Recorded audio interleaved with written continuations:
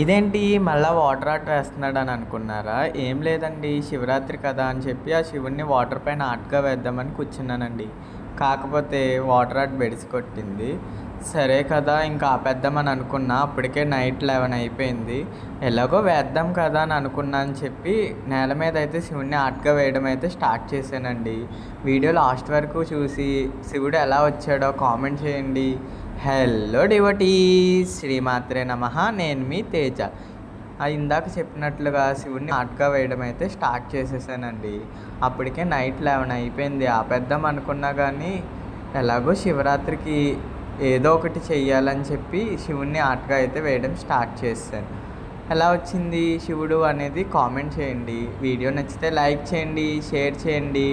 మరిన్ని వీడియోస్ కోసం మన అకౌంట్ని ఫాలో చేయడం మర్చిపోకండి.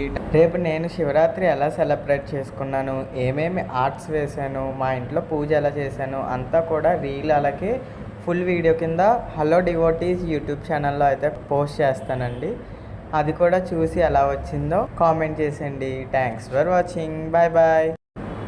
చెప్పడం మర్చిపోయానండి, పట్టిసీమ శ్రీ వీరభద్రేశ్వర స్వామి వారి గుడి గురించి ఫుల్ లెంత్ వీడియో అయితే చేశానండి. అది కూడా చూసి ఒక లైక్ కొట్టేయండి. వీడియో లింక్ కింద డిస్క్రిప్షన్లో ఇస్తానండి. వీడియో ఎలా వచ్చిందో కామెంట్ చేయండి. మన హలో డివోటీస్ ఛానల్ని సబ్స్క్రైబ్ చేసుకోండి. Thanks for watching. Bye bye. ఓం నమః శివాయ.